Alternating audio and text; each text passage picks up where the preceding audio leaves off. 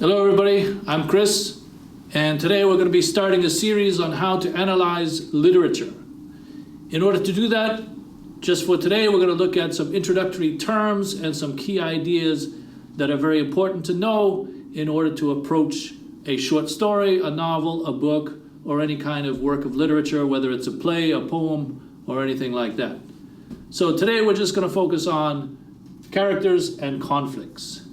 So the first thing that people need to know about characters and conflicts is who in a story. Those are the characters. So I'm just going to write some terms up here on the board, talk a little bit about them, and if you want to see the entire presentation as a PowerPoint, we will give you a link.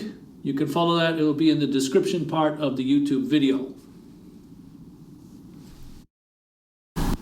In any kind of story, whether it's a novel, a book, a short story, a play, or anything related to fiction, the first thing we have to consider is who is the protagonist. So very simply, the protagonist is the same as the main character.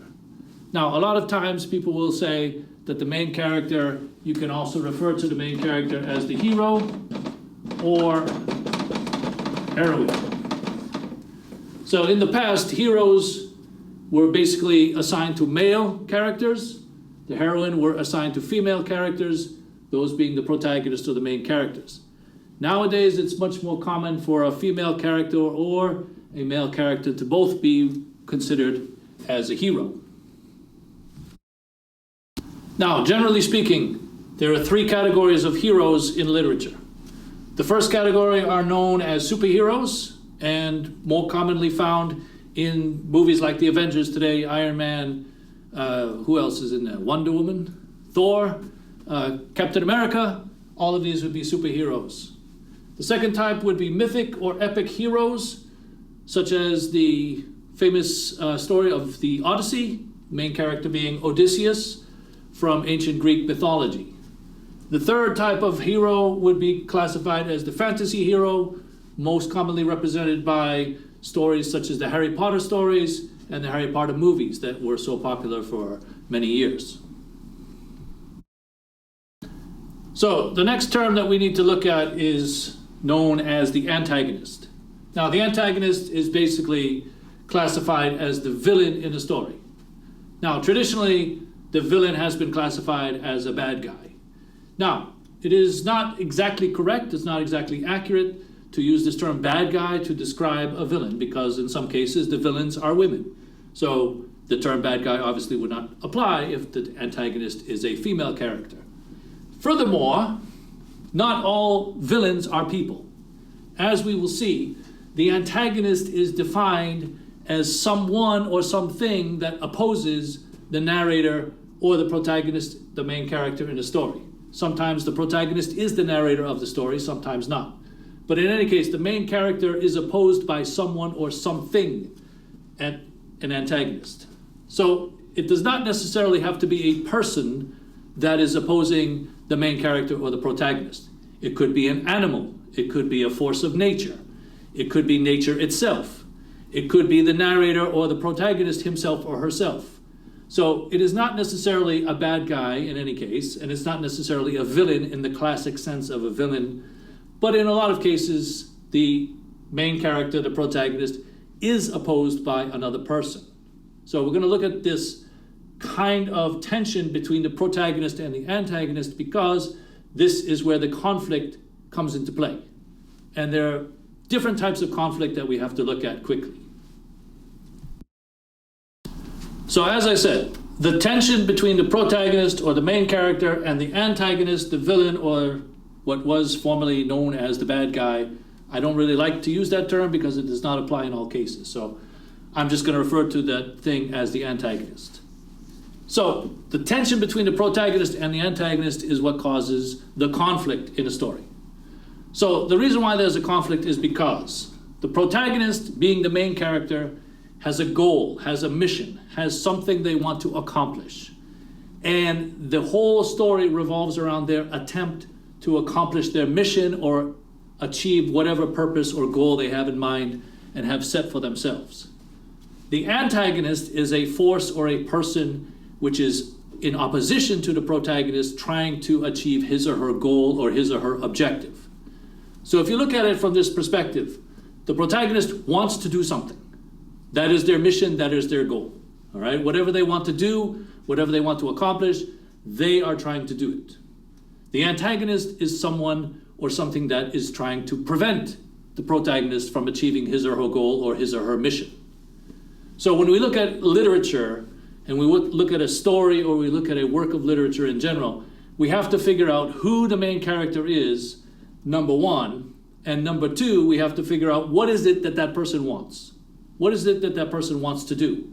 What is it that that person is trying to achieve? What is their goal? What is their mission?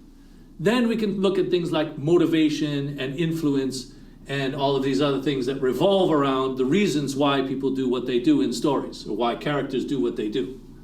So the most important thing is to figure out who is the main character, who is the protagonist, or the hero, if you want to use that term, which one of these categories the person falls into. And there's another type of protagonist we'll get into, which is called the ordinary hero. So I'm just going to add that over here.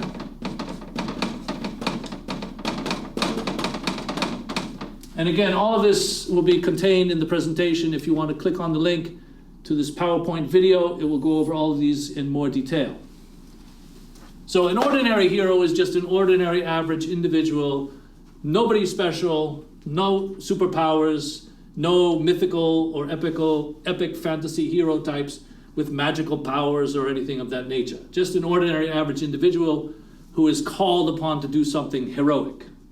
So if you consider a movie like The Hunger Games and the Hunger Games trilogy, the main character of the Hunger Games, Katniss Everdeen, she would be a good example of an ordinary average hero because she has no special powers and no magical powers, and she's just an average ordinary girl who's called upon in an extreme circumstance, and then she develops into this hero. So in any case, the protagonist wants to do something. We have to figure out what the person wants to do, why the person wants to do that, and how the person is trying to go about accomplishing their mission. Then we look at what is opposing the main character. We look at what is in opposition to their goal. So that creates the conflict. So there are various ways that an author can use to establish a conflict. So what we have here are the major types of conflict identified in a work of literature.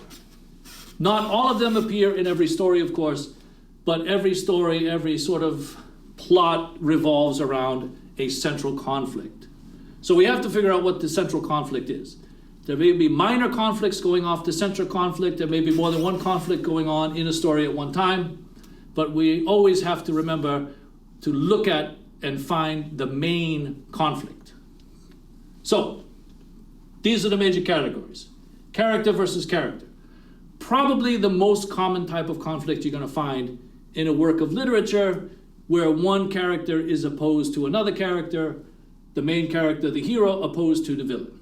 Very common in literature, very common in movies and entertainment in general.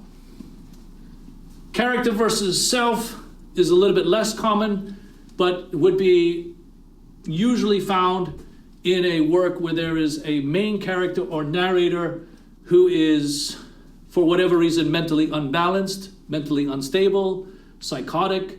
And many of these would be found in the stories of Edgar Allan Poe, for example, where you have these first-person narrators who are generally crazy and do crazy things, and they work against themselves in various ways.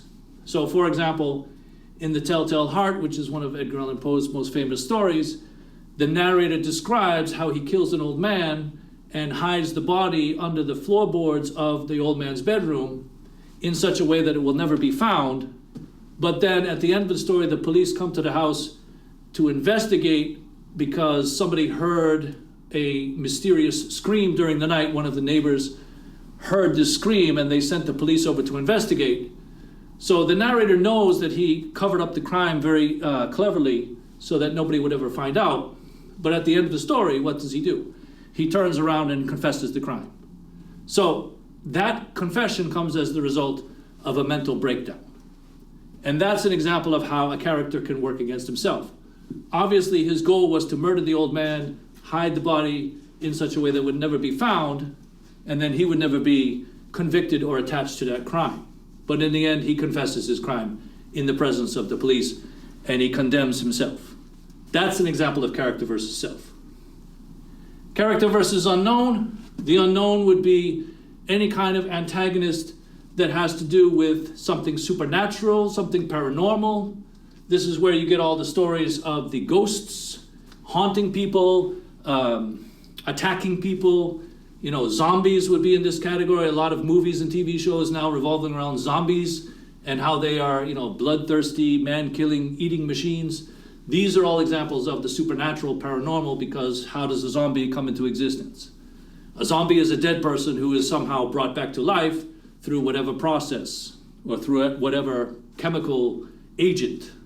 So that is in the realm of the paranormal. Over here we have character versus nature, also commonly known in stories where it's a struggle for survival. All right? You have a shipwreck. You got a lifeboat. You got 3 men on the lifeboat. How are they going to survive? Okay? They're stranded in the middle of the ocean, thousands of miles of open ocean. How are they going to survive? Right? They got no food, they got no water. That's a struggle against nature. Also, people, you know, climbing mountains. They get stuck up in the mountains. They have to survive. That's a character versus nature. Why? Extreme cold temperature. Again, lack of food, lack of water. These kinds of privations will drive people to their natural survival instinct. But they're not fighting necessarily against anything except the mountain, the cold temperatures, the wildlife. There could be bears, there could be tigers if they're in the jungle, any kind of thing. So a very famous example of a story of character versus nature would be a book called Girl Against the Jungle. So this book, Girl Against the Jungle, details how there was a plane crash in the Amazon, I believe, rainforest in Brazil.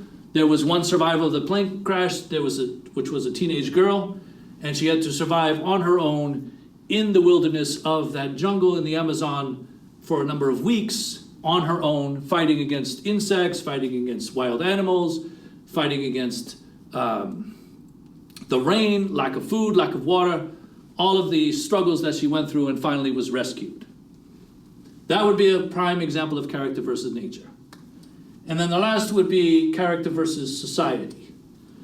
So this would also be classified as a conflict against the authority of a society. So in a situation like the Hunger Games, there is the conflict of character versus society because Katniss Everdeen is rebelling against the authority figure of that fictitious world, President Snow.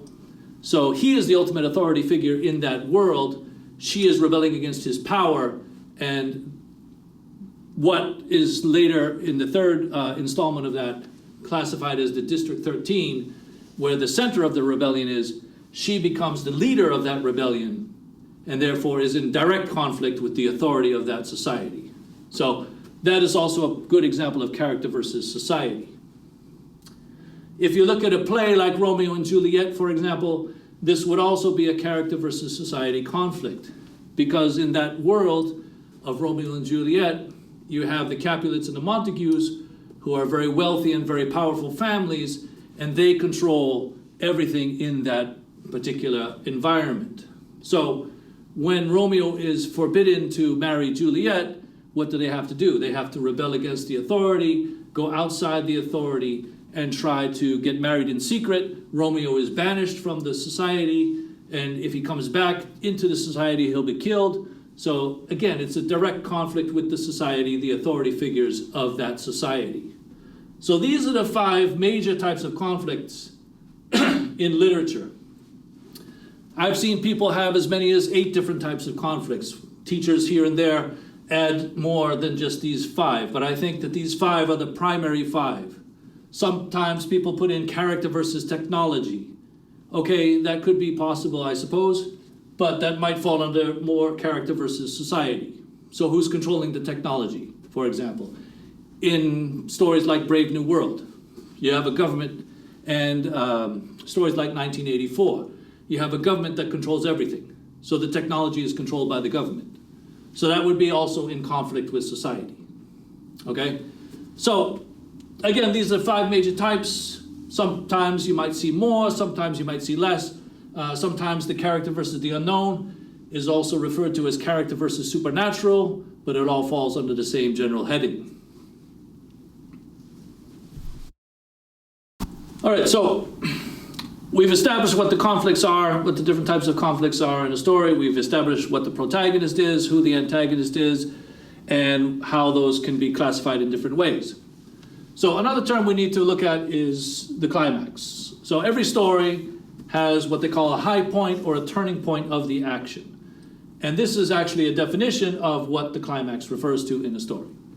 So the climax, the high point or turning point of the story, you may see it referred to in that way, is where the conflict is resolved or decided. So basically, in a movie like Jaws, for example, the original Jaws, you have one character who's on the boat and he's fighting against this giant great white shark. And he's, again, involved in a struggle of survival. So that's a character versus nature conflict because a shark is a force of nature. So in any case, he's on the boat and he's trying to survive this last effort by this great white shark to attack him and eat him. So at this point in the story is where the turning point happens. Because at that exact moment, the conflict is decided. How is it decided? He shoots the oxygen tank which the shark has in its mouth, that he put into the shark's mouth as a defense. As the shark was attacking him, he threw this oxygen tank into the shark's mouth. The shark turns around, he starts shooting this rifle at the shark, hoping to hit the oxygen tank so the shark will blow up. So obviously at that point, when the bullet that he fires hits the shark's mouth in the oxygen tank, it explodes, the shark gets killed. So eventually he is the victorious hero in that story, and the conflict is the exact moment when he shoots the gun, hits the oxygen tank, and the shark explodes into pieces. So that is where the conflict is resolved. But that is not the end of the story. And usually it is not the end of the story. A lot of people say, oh, the climax happens in the middle of a story. Not always true, because in certain cases the climax happens pretty close to the end of the story. So don't just say, okay, the climax is always in the middle of the story. Not true. So there is another part that is really the end of the story, which we'll look at next. All right, so the final item we want to look at under characters and conflicts quickly here is known as the resolution. So the resolution is really where everything gets wrapped up into a nice, neat package. So not all stories end with a happy ending. You have to understand that's Hollywood. Hollywood likes the happy ending. But not all novels, not all plays, not all stories end happily. But for the sake of this discussion, we'll just look at it as a nice way to wrap it up. All right? So the resolution, also known as the denouement of a story, you'll hear this term in academic settings, denouement. It really refers to the resolution. Resolution means to resolve. How is the thing finally resolved? Well, we see in the conflict that in the climax rather, that the conflict is decided. So where the conflict is decided or resolved, that is not necessarily the end of the story. The end of the story comes with what we call the aftermath. So what is the aftermath of the settling of the conflict? The aftermath is also known as the resolution. What happens next? So in the resolution, you will see the protagonist, whoever that is, whoever she is, whoever he is, they return to a state of stability. So if you are a fan of The Hunger Games, for example, to use that example once again, at the end of the third installment of The Hunger Games, what happens? Katniss Everdeen and her rebellious compatriots, they conquer and take over the whole country of Panem. But that's not the end of the story. So at the end of the story, we see, how does Katniss Everdeen end up? She marries Peeta. She has a kid. She's 25 years later. She's back in her original state. However, she's changed as a result of this conflict. All right, her life is now back to a state of stability. But she has oftentimes you'll see in these stories characters change as a result of their experiences with the conflict. So even though their life is back to a state of stability, they themselves may not be entirely the same as they were when they first began. And this is the case with Katniss Everdeen. So at the end of the stories, the third story of the Hunger Games, for example, she is pretty much got a stable life. She's got a husband, she's got a child, and the country is now in a state of peace. So she's helped to achieve all of that, but she's gone through a tremendous ordeal in the process, and you cannot say that she's the same as she was when she started out. And she suffered a lot in the meantime. And one of the major things that she suffered was the loss of her sister, the death of her sister, Prim, who, at the beginning of the original Hunger Games, she volunteered herself in place of her sister Prim to try to protect her and try to help her to survive in her, because she was chosen for the Hunger Games originally, but Katniss stepped in and substituted herself for her sister as a means to spare her sister's life. But in the course of these Hunger Games stories, Prim ends up dying, and Katniss has to deal with that. So that is a major, major impact on her character through the course of the action. So even though she has succeeded in helping the country to overthrow the evil, forces, she ends up in a state where she is seriously affected by her experiences. So that's basically the end of the story, when the situation comes back to a state of balance from the beginning to the end. In the middle, the action rises to the climax, and then it drops down into what is called falling action, and then you receive the resolution or the final state of stability, the denouement as it is called. So these are the major categories under characters and conflict. In future episodes of this series, we're going to look at specifically more detail about these characters. We'll get into things like plot, we'll get into things like setting, theme, point of view, all of those other terms. But today, just as an introduction, characters and conflicts. So if you're interested in seeing the PowerPoint video, again, we'll include a link to that. Click on that link, it will take you to a video of all the information that I discussed here today in a shorter format. All right, so that's all for now.